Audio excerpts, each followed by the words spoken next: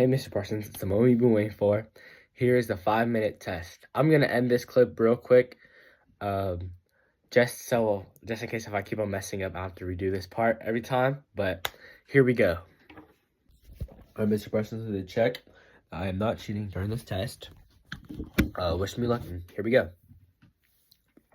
Wait, let me get some water real quick. All right, here we go.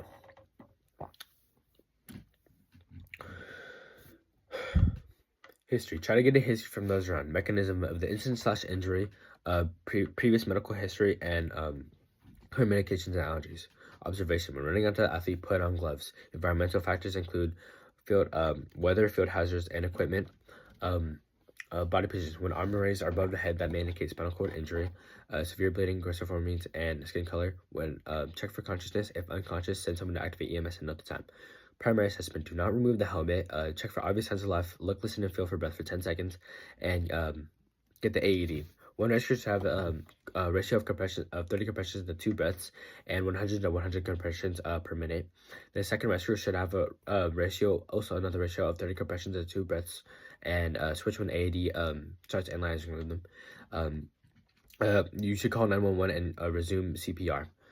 For severe bleeding, you want to check for severe bleeding. You want to use direct pressure on the pressure points, which are the brachial and femoral arteries. For spinal injury precautions, you want to stabilize and mobilize neck and head, and if assistance is available, ask them to stabilize the neck while applying the cervical collar. Log roll and spy board the patient if qualified assistance is available, and coordinate with EMS. Signs and symptoms of shock include pale and cool clammy skin, weak and rapid pulse, shallow respirations, blood pressure will fall, pupils may dilate, bright red is equal to heat stroke, and blue is equal to hemorrhage. Taking vitals. You want to check for levels of consciousness, pulse, respiration, blood pressure, skin temperature, and appearance. And the Pearl test, which finds the pupils, which are pupils equally are reactive to light. And then for the secondary assessment, you want to get a history. So you want to ask them, where does it hurt? Do you have any pain in your neck? What happened? Do you hear or feel anything? Do you have any numbness or tingling sensations? And can you move and wiggle your fingers and toes?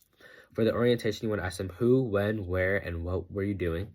And for the head-to-toe survey, you want to quickly check for severe injuries such as bleeding, fractures, deformities, and edema. Check for normal to see the abnormal. For the head, you want to start with the scalp, the eyes, mouth, nose, and ears. For blood and CSF. For the cervical spine, you want to check for if there's no C-collar. You want to check for point tenderness and dislocations with our abnormal alignment, as well as the thoracic and lumbar spine, which also are point tenderness and abnormal alignment. And now you also want to examine the trunk, which has clavicle, shoulders, and chest. You want to know if they have equal movement on each sides, and they have normal rise and fall. You also want to do a rib compression test, which checks our crepitus and abnormal movement. And now you want to check the abdomen, which are split into 4 quadrants for rigidity, tenderness, and rebound tenderness. The right upper quadrant includes the liver, the gallbladder, the colon, and the right kidney. And the left includes the stomach, the spleen, which in pain in the shoulder can refer to Curacine, the pancreas, the colon, and left kidney. The bottom right includes the colon, the intestines, the appendix, Remy's point, the ureter, and for females are the ovarian and fallopian tubes. And for the on the left side, lower quadrant is the colon, intestines, the ureter, and just the and for females the ovarian and fallopian tube. For both sides, it's actually the bladder, and for females, for both sides, it's the uranus. For the pelvis, you want to check. You want to do the compression test. And also, if it's a fracture, there will be an outward rotated hip, and that will appear longer. But if it's dislocated, the hip will be inwardly rotated with knee flexion, and it will appear shorter. For checking feet and legs and feet, you want to check for fractures and bleeding.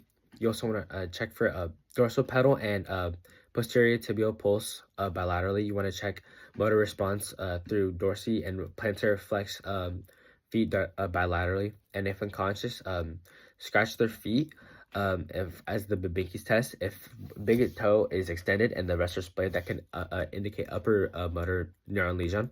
And if they're unconscious, check for sensation by scratching the feet. For arms and hands, you want to check for fractures and bleeding. You also want to check for the radial pulse bilaterally.